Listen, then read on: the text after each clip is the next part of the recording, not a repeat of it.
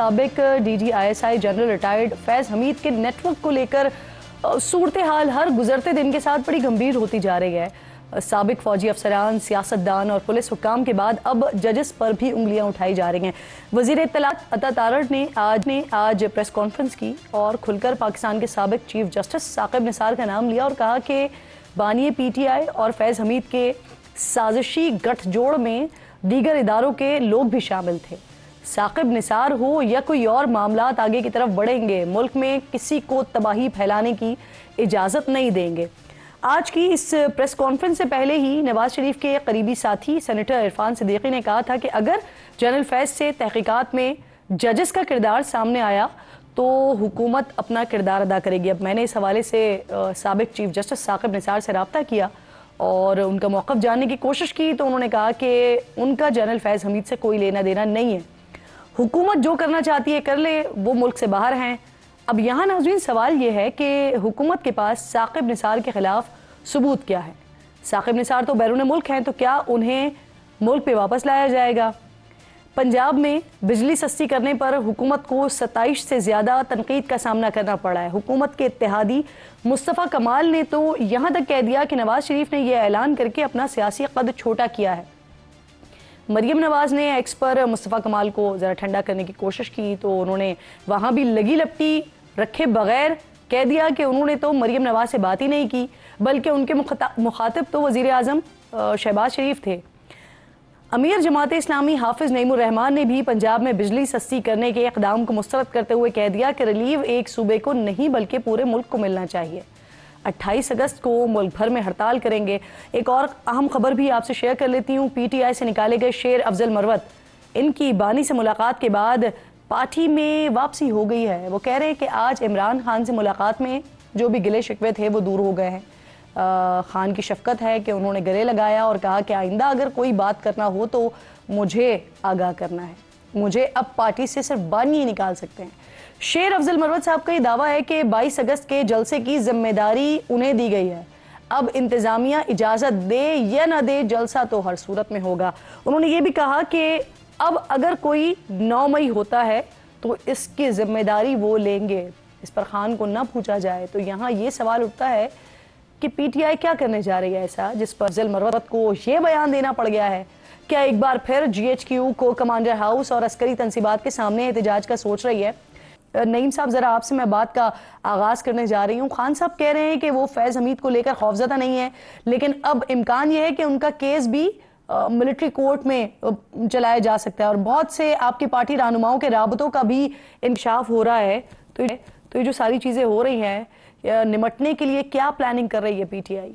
पहली बात यह है कि खान साहब के बारे में ये बात चलाई जा रही थी कि उनका टेम्परेचर जो है वो 180 के ऊपर जा चुका है, क्योंकि फैज साहब की गिरफ्तारी के बाद कोई ऐसा माहौल पैदा हो गया है कि खान साहब बड़ा डर गए हैं, बड़ा सहम गए हैं, बड़ा उनको है कि अब तो मैं बिल्कुल एक्सपोज हो गया हूँ और पता नहीं क्या क्या चीज़ें और क्या क्या बयान जो हैं वो दिए जा रहे थे। जब सहाफ़ियों ने आज सवाल किया, मैं साथ खड़ा था और खान साहब ने बड़ा दो टोक बात की। उन्होंने कहा कि अगर मैं परेशान होता तो मैं ये क्यों कहता कि जुडिशल जो कमीशन है वो बनाया जाए। हम तो अब भी कहते हैं कि 9 मई के ऊपर जुडिशल कमीशन आप बनाएं, और ये इससे बड़ा और सबूत क्या हो सकता है कि जब हम एक तरफ दरख्वास्त लेकर हम तो चाहते हैं, और अगर उन्होंने कहा कि अगर ये डिसाइड करना चाहें तो 1 घंटे के अंदर जो है वो 9 मई के केस जितने भी केसेस हैं वो डिसाइड हो सकते हैं, क्योंकि इनके पास एविडेंस नहीं है। तो ये लिहाजा हमारे ऊपर मलबा डालते हैं कि जनाब केस को आगे नहीं बढ़ने दे रहे। किसी किस्म की कोई परेशानी नहीं है, कोई डर नहीं है, कोई खौफ नहीं है, तो कुछ अर्सा पहले भी खान साहब को इसी बात का डर सता रहा था कि उनके मामला जो हैं वो मिलिट्री कोर्ट में चल सकते हैं, और अब फैज हमीद की गिरफ्तारी के बाद ऐसा क्यों लग रहा है कि मिलिट्री कोर्ट में खान साहब का मामला जा सकता है? फिर देखिए, बात यह है कि 9 मई के केसेस जिसमें आपने देखा कि हमारे कोई 88 के करीब लोग इस वक्त मिलिट्री कस्टडी में, जिनके ट्रायल जो है वहां पर कंक्लूड किए जा चुके हैं, लेकिन फैसला अनाउंस नहीं किया क्योंकि सुप्रीम कोर्ट ने स्टे दिया हुआ है कि आपने फैसला जो है अनाउंस नहीं करना, आप ट्रायल कंक्लूड करें। वो ट्रायल जो है वो 2 दिन के अंदर कंक्लूड कर दिया गया।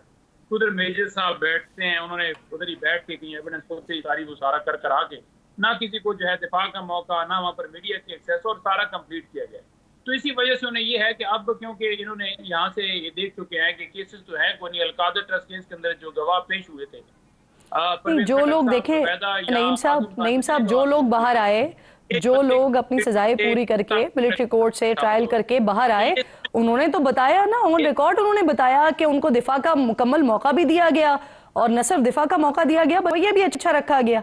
देखिए, पहली बात तो यह है कि मिलिट्री ट्रायल है, इसमें काजी फैसल साहब खुद ही ये फैसला दे चुके हैं कि आईनी तरमीम के बाद भी मिलिट्री ट्रायल नहीं हो सकता सिविलियन का, नंबर 1। नंबर 2, जब आपके पास इंसदाद दहशतगर्दी की अदालत भी मौजूद है या दीगर अदालतें भी मौजूद हैं, तो आप जानबूझकर वहां पर इसलिए चला रहे हैं क्योंकि आप चाहते हैं कि बंद कमरे के अंदर जो मर्जी है कर्नल साहब बैठ के सजा दे दें और वो आके बाहर सुना दें कि जी ये सजा दे दी गई है। नंबर 3 ये है कि जब ओपन कोर्ट के अंदर मामला आता है, कहीं पे भी जैसे लाहौर हाई कोर्ट के अंदर आया, तो वहां पर प्रोसिक्यूशन एविडेंस देने से नाकाम रही और अदालत ने कहा कि आपके पास तो एविडेंस ही नहीं है। सर काजी साहब अगर ये बात कर चुके हैं तो आपके जब उस वक्त तो आप नहीं थे खैर पीटीआई में, इमरान खान साहब कैसे फिर मिलिट्री कोर्ट्स का दिफा किया करते थे? वो क्यों किया करते थे? सिविलियंस का ट्रायल हुआ है मिलिट्री कोर्ट्स में सर, उस वक्त क्यों दिफा होता था फिर? देखिए यहाँ पर कोई कुलभूषण यादव नहीं है गिरफ्तार। आपने इमरान खान के ऊपर ये इल्जाम लगाया है कि उन्होंने उनकी मां के ऊपर, मैं कुलभूषण की बात नहीं कर रही हूँ, मैं पाकिस्तानियों की। आपके इल्म में नहीं है नईम साहब, या शायद आपको याद नहीं है, पाकिस्तानियों के ट्रायल हुए हैं मिलिट्री कोर्ट्स में। उस वक्त आपकी हुकूमत, आपके वजीर आजम साहब उसको डिफेंड किया करते थे। देखें, मैं बड़ी वाज़ेह तौर पर गुजारिश ये कर रहा हूँ कि यहाँ पर कोई किसी का बगैर मुल्की किसी एजेंसी के साथ कोई ऐसा मामला नहीं है। आपने कलदम तंजीमों का मुकदमा जो है वो उनके साथ राब्ते का दर्ज किया वकास जजुआ के ऊपर, या दीगर हमारे रूफ हसन साहब और दीगर हमारे जो स्टाफ के लोग थे, जो कैमरा मैन था, जो चाय बनाने वाला था, फौरन बेल भी हो गई और आप प्रोसिक्यूशन जो है वो नाकाम रही, कोई एविडेंस नहीं थी। तो ये एक ऐसी सूरत हाल है कि इसके अंदर जितने केसेस बनाए गए झूठे हैं। जहां पर आप ख्वाजा आसफ देखें, दूसरों के बयान देखें, वो कहते हैं कि अगर हमारी बातचीत होगी तो खान साहब रिहा होंगे, यानी कि फिर आप रिहा कर देंगे, फिर कोई जुर्म नहीं है, फिर कोई गुनाह नहीं है। तो इट्स मीन कि ये पॉलिटिकल केसेस हैं, इनके अंदर कोई जान नहीं। सर वैसे आपके बानी भी तो इसी तरह की गुजारिश कर रहे हैं ना कि हमसे बात कर लें। मैं आती हूँ दोबारा आपकी तरफ, मोहसिन साहब भी मुझे ज्वाइन कर चुके हैं। बहुत शुक्रिया। अस्सलाम वालेकुम मोहसिन साहब। अब सर ये फैज हमीद वाले मामले पर क्या हुकूमत कोई कमीशन वगैरह बनाने जा रही है? क्योंकि अब ये मामला जो है वो सिर्फ अस्करी इदारे तक ही महदूद नहीं रहना, अब साबिक चीफ जस्टिस की भी बात हो रही है, जजेस की भी बात हो रही है, सहाफियों की भी बात हो रही है, सियासतदानों की भी बात हो रही है। तो क्या सोच रही है हुकूमत इसके लिए? देखिए, अभी तक इसके ऊपर हुकूमत में या काबीना में अभी इस तरह का कोई भी मामला जो है वो ज़ेर बहस नहीं आया। और अगर काबीना में ज़ाहिर है हुकूमत पाकिस्तान एक इनफरादी शख्सियत की हैसियत में तो फैसले नहीं होंगे, ज़ाहिर है काबीना की ही फैसले होंगे। और काबीना जो फैसला करेगा उसकी रोशनी में अगर कमीशन बनेगा तो ये काबीना ही फैसला करेगा। फिलहाल ना तो काबीना के एजेंडा में कोई इस तरह की चीज़ है, ना कोई इस तरह की चीज़ अभी ज़ेर बहस है काबीना के सामने आई हो, ना किसी मीटिंग में डिस्कस हुई है। हाँ, ये मामला जो हैं कि चीफ जस्टिस के हवाले से, साबका चीफ जस्टिस के हवाले से, साकिब निसार के हवाले से, और ये सारी अब जो चीज़ें हैं ये सब खुल रही हैं आहिस्ता आहिस्ता। और ये माजी में जिस तरीके से 2017 में, बल्कि 2014 से जब से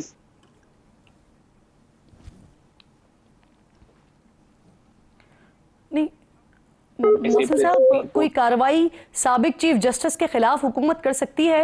ये मुमकिन है सर? देखिए, साबिक चीफ जस्टिस के खिलाफ कार्रवाई उनके फैसलों पर तो नहीं हो सकती। तो एक बात ऐसी कि गुज़ार फैसले हैं और आइन और कानून की रोशनी में हर जज समझता है कि उसने एक मुनासिब फैसला किया। लेकिन अगर कोई बदअनवानी हुई है या कोई नॉर्मली हुई है या प्रोसीजर से, सुप्रीम कोर्ट के रूल्स एंड प्रोसीजर से हट के कोई काम ऐसा हुआ है, तो ऑब्वियसली उसके ऊपर एक रेफरेंस जो है वो भेजा भी जा सकता है और उसके ऊपर उनसे जवाब भी तलब किया जा सकता है। खास तौर पे जिस तरह वो डैम का जो फंड था, जो फंड रेजिंग हो रही थी, वो उस पर बड़े तहफ़्फ़ुज़ात हैं, उस पर लोगों ने बातचीत भी की और उस पर हमने भी बातचीत की, सवाल भी उठाए कि वो जो डैम के जो फंड कलेक्शन थी उसकी कोई इन्वेंट्री नहीं है, उसमें कोई डेटा बेस नहीं है कि कितने लोगों ने कहाँ पे कितने पैसे दिए, वो कलेक्शन सिस्टम क्या था, उसकी बुक्स कौन मेंटेन कर रहा था, वो सारा पैसा फिर सुप्रीम कोर्ट में आया तो क्या उसका प्रॉपर थर्ड पार्टी। ये जो बातें आप बता रहे हैं सर, यकीनन जो आप बता रहे हैं तो ऐसे ही होगा, लेकिन क्या सर इसके ऊपर फिर हुकूमत कोई तहकीकात कर रही है? देखिए, ये तो तहकीकात, इसका कानूनी तरीका एक साबका चीफ जस्टिस के हवाले से जो होगा उसमें रेफरेंस की शक्ल में ही ये मामला जाएगा और इसके ऊपर पार्लिमानी कमेटी का क़याम भी हो सकता है और इसमें ये सुप्रीम जुडिशल काउंसिल में भी जो है ये मामला जो है उठाया जा सकता है। लेकिन ये अब हमारी कानूनी टीम जो है वो बेहतर मशावरत के बाद फैसला करने के लिए नहीं सर, यकीनन फिर उसके लिए आपको तहकीकात करनी पड़ेंगी, तहकीकात करके सबूत इकट्ठे करने होंगे और इकट्ठे करके फिर कार्रवाई करनी होगी ना। और साबिक चीफ जस्टिस के लिए फिर रेफरेंस की भी जरूरत नहीं है।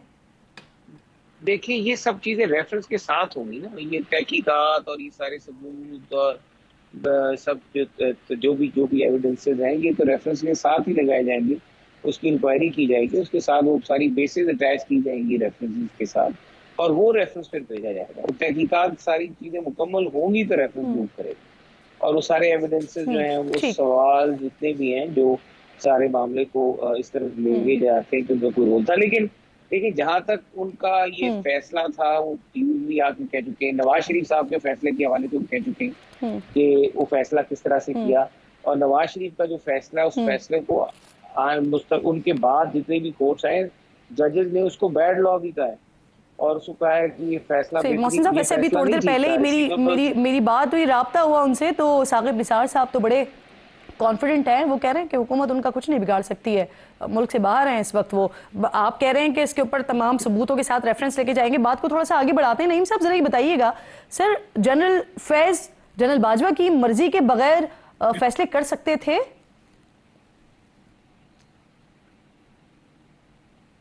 नहीं, देखिए बिल्कुल नहीं कर सकते थे क्योंकि जो आर्मी चीफ होते हैं वो ही सोल सारी उनके पास पावर्स होती हैं। आपने देखा कि जिस वक्त उन्होंने चाहा कि उनका ट्रांसफर जो है वो DGI-SI से वहाँ पर पेशावर कर दी जाए तो फौरन हो गया, तो वो बिल्कुल फैसले नहीं कर सकते थे। लेकिन यहाँ पर ये सवालिया निशान जरूर होता है कि अगर आप आर्मी साहबका चीफ को नहीं बुलाएंगे, बाजवा साहब को, तो आपके ऊपर ये सवाल आएगा कि फिर इनका ही क्यों किया जा रहा है। और उनको अगर बुलाते हैं तो डेफिनेटली उनसे फिर ये भी पूछा जाएगा कि जो उनकी एहलियत थी उनके पास 14 अरब कहाँ से आया। और थर्ड बात यह है कि खान साहब जो हैं उनका बड़ा क्लियर मौक़िफ़ है कि ये गिरफ्तारी जो की गई है ये फौज का अंदरूनी मामला है, लेकिन ये जो डिप्टी सुपरिटेंडेंट अडयाला जेल हैं जिनको गिरफ्तार किया बल्कि अगवा किया गया है और ये कहा जा रहा है कि बड़ा कोई नेटवर्क पकड़ा गया है। उन्होंने आज भी कहा है कि मेरे वकला जो हैं, मैं साथ खड़ा था, उन्होंने कहा कि मैं उनके जरिए जुल्फी को पैगाम देना हो या किसी को देना हो मुझे तो कोई इशू नहीं है, मैं अगर आर्टिकल भी लिखवाना हो या कोई भी चीज़ छपवानी हो या खबर कोई छपवानी हो तो यहाँ पर ये सारे मौजूद होते हैं, मीडिया से भी वो बात करते हैं, उन तक भी उनके जरिए भी खबर चल जाती है। तो ये ऐसी कोई चीज़ नहीं थी जिसके ऊपर ये कह, बेसिकली वो कह रहे थे कि ये डेस्परेट का शिकार हो चुके हैं क्योंकि जितने केसेस बना लिए हैं। तो आप ये कह रहे हैं कि डिप्टी सुपरिटेंडेंट के जरिए कोई भी पैगाम रसानी खान साहब की तरफ से नहीं हुई?